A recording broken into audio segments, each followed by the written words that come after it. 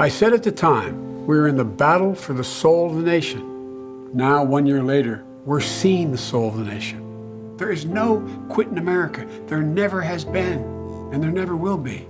You know, as hard as it is to believe, maybe something good can come out of this terrible crisis. Maybe this crisis will help us see how much our broken politics has cost us. The anger, the insults, the divisiveness. And maybe it will help us see the power of what we can get done together. Joe Biden, he's calling for a united America in his last campaign ad, continues to lead in some general election polling, though the margin varies between the polls. But there are some concerns about his ability to build out the right coalition. Last week, we covered this Latino Decisions poll. Now, Biden does lead here with 59% of Latino voters and Trump getting only 22% of the vote. Is his strength with Latinos going to be enough? Friend of the show, Chuck Rocha, joins us now to discuss the state of the race. Great to see you, Chuck. Good to see you, Chuck. Good morning. All right, before we have you weigh in on the polls and the state of the race and all that stuff, what are you up to? So we've been building out and taking what we learned. So we ran the most historic Latino turnout operation in the history of any kind of political campaign, which, keep in mind, was a low bar. Not many people had done any Latino outreach to really speak of other than running a badly translated Univision commercial. So we took that model. I took the budget that we used for Bernie Sanders in all the primary states. I've built that out now for all the general states that will really matter, for Senate races, for House races, and even the presidential race. So we call it Nuestro PAC. NuestroPAC.com. This was something I had to myself create because I wanted to make sure when this thing was over, people couldn't say, well, you know, we wanted to do Latino outreach, but there really wasn't a partisan vehicle out there, and there really wasn't a team that knew how to do it. Well, guess what, boys and girls? I've got the team, I've got the PAC, but guess what? Bernie Sanders has been out now a month. Ain't nobody called me. This will show you that I hope that I'm wrong, but I had to create the PAC to prove that I want to be wrong, that the progressive movement, the donor infrastructure, the folks out there that are always talking about the Latino vote this and about immigration this, when it comes to money, when it comes to power, that's where the diversity normally ends. That's why this is so hard for folks to break into. That's why there's not more Brown consultants. So I'm not going to call anybody out today because this is the Corona time. There's a virus going on. I'm calling people. But let me tell you, Latinos are in the most outrageous position they've ever been in right now of fear and anxiety. So I need to make sure that we vote and that we have a voice in this political process this fall. And that's why I created Nuestro PAC. Mm-hmm. And, you know, Chuck, to that point, we covered a poll here that shows that, actually, I think it was a CBS poll, only half of Latinos say that they would emphatically support Joe Biden in the 2020 election. Donald Trump, of course, getting around a third of support there, like 32%. Why do you think that Biden's numbers are so underwater there, and what would he actually have to do in order to turn that around? Well, first of all, let's talk about where he has to get to. I saw the number you put up at 49. He needs to get that to 65. He really needs it to get it to 70 because he's got to make up for this turnout that nobody wants to talk about in white redneck America. They're my friends. They're going to show up. There's going to be more folks show up for Donald Trump than showed up the last time. So our numbers need to go up in every demographic. So let's start with the Latino vote. He needs to get that up closer to 70. Now, I think that there are reasons why he's underperforming there. One is the general age of a Latino voter is 10 years younger than a black voter, about 12 years younger than a white voter. So he has an age disparity because he's not doing that well with young voters either. And then he also was the vice president to a man who deported a lot of Latinos. And lots of folks who vote, Latinos who vote, haven't forgotten that. So I'm not saying that makes him be dead on arrival. It just means he has to have a larger conversation.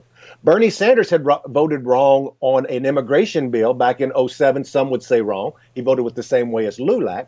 But we got him to get 70% of the Latino vote because we went in and we had that conversation with the community. So you can come back from these positions and these policy positions, but it starts with hiring the community, looking at the community, and making sure you have Brown consultants to deliver that message. Yeah, that's interesting. And at the same time, we looked at an Economist YouGov poll, and this is something that I think a lot of Democrats didn't really want to deal with because the thought was in 2016 that Donald Trump's rhetoric around immigration was so, first of all, radical, but also specifically offensive to a lot of Hispanics that they would turn out in droves for Hillary Clinton, and he would perform very poorly with that group. That was the theory going into 2016.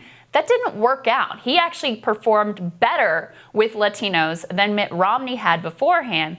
We've covered an Economist YouGov poll that shows him right now doing even a little bit better with Latinos than he did in 2016.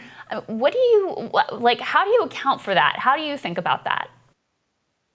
I'm smiling because there was no outreach done, really. Now, they would talk about endorsements, these campaigns. They would talk about we're in the community, we have grassroots. All of that is window dressing. Let me pull that curtain back and tell you what's really going on back there. There's a small group of people that control all of these campaigns, a small group of consultants, a small group of thinkers. And for all you good progressives out there, here's something for you. Newsflash. It's the same group in the progressive movement as well. And they don't really understand the nuances of how you go in and talk to the Latino community. I'm telling you that not to cast stones, but just to tell you an uncomfortable truth. So you have to do what Bernie Sanders did. That's why it was so epic. Not because I was there, not because we had 206 Latinos on staff, because we had done something very, very different. We started 9 months early. We spent millions of dollars. We went and talked to them at every facet of where they consume information, and you can get them there. I got them there with a 78-year-old socialist Democrat from Vermont.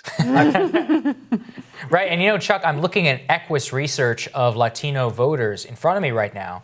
And it says that of pro-Sanders, anti-Biden voters, it's a small group, but of the 4 top states where those voters comprise the highest number of Latino voters, Wisconsin, Michigan, Nevada, and Colorado. Now, you can tell me, are those states important in the general election, Chuck?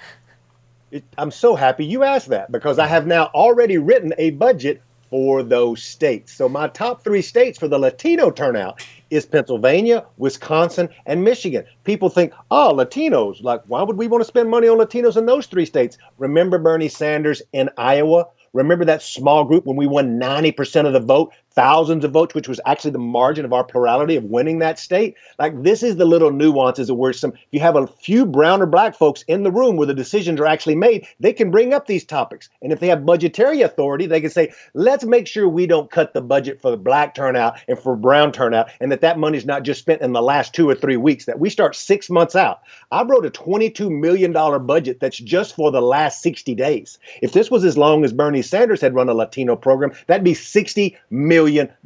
It's time for people to put up or shut up. Yeah. And Chuck, zooming out from this conversation, what do you think the fundamental dynamics of this race are going to be? Who do you think has the edge right now? What do you think what is the election going to turn on come November? So let's talk about something positive for Joe Biden and then something negative for Joe Biden, because he's got to equal these two out. He does much better with white, working class, blue collar men than Hillary Clinton did. That demographic did not like Hillary Clinton. You can say it's because she was a woman. They didn't like her, whatever. I will tell you, because I've got millions of dollars of polling that will tell you they did not like her. Guess what?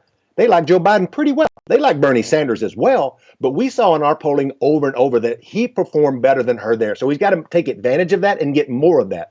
But he dramatically underperforms with Latinos. He dramatically underperforms with everybody under the age of 35. And then there's some working class, get this, working class, not educated white women that he does poorly with, right? I know this from lots of polling data, but there's time to make that up. A lot of that is going in and having a conversation. Back to that small group of people who run every race, they're going to be super focused, and I hope that I'm wrong, about these Trump voters who voted for Barack Obama and then voted for Trump, are these working college educated women in the collar counties of Pennsylvania and the collar counties of Detroit. When you could spend that money in black and brown neighborhoods and reaching out to the youth and get so much more return on your dollar, but a regular establishment consultant won't do that because it's outside of the norm of how you really are supposed to run a campaign. Right. And so, I mean, they say it's outside the norm. And, I've talked to some of these folks, and they discount people like yours advice because they say, okay, well, why didn't it work out for Bernie Sanders? So I guess in what's your response to that? Because that's why they don't take that advice seriously, even though I think they should. I think because we've proven, if it comes down to, let's just talk about Latinos. Now, youth will always underperform, like every youth always underperforms, but you got to hedge your bets and get some of that in. I can promise you one thing for sure. If you don't invest, I will promise you it won't happen. So they're going to have enough money. There will be $1 billion. Let me say that again $1 billion to turn out votes. You go do that youth outreach. You surround yourself with people who do know how to do that. Give them some inspiring messages and issues that would rally them, like Bernie Sanders did about college affordability, $15 minimum wage, like things that young people get, like my son. But then also double down with the Latino vote. Start in June communicating in Spanish in these states. And guess what? To all my African-American friends out there, the black vote's not just going to show up like it did in the primaries because it was a small little group. You got to go invest in that turnout for the general in Philadelphia, in Detroit, in Milwaukee if you want to actually win. Yeah. Well, and there's another question, though, of the product that you're selling. Because, frankly, I think Hillary Clinton could have put $1 billion into reaching out to the white working class. And as you say, it wouldn't have made a difference, right? They had made up their mind about her. That was it.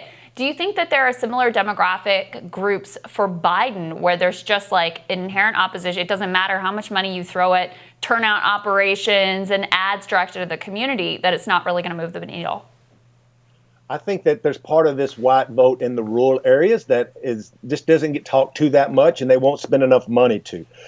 Watch the resources. The problem with presidential campaigns is a lot of it's about momentum. I would take you back to a primary that really burns my butt a little bit about people winning states where they had no staff and no investment. That's where momentum comes in. You can't let that be the formula for success for November. And it can't just be about TV commercials, which is where most of these consultants make all of their money. So guess what? That's where all the money goes because they're running these campaigns. It has to be a multi-layered structure. Get in those rural newspapers and start running ads like we did in Spanish papers 6 months in advance. Getting folks knocking on doors of neighbors, distributed phone calls, talking to them about their issues. Right now, people are looking at a president who's saying, go drink some Clorox. This is a low bar.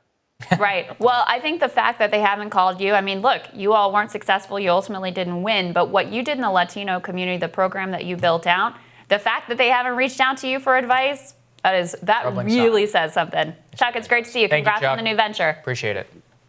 Thank you. Next on Rising, new evidence has emerged lending more credibility to Tara Reade's allegation against Joe Biden. And The Intercept's D.C. bureau chief, Ryan Grimm, he explains he broke that news when Rising continues.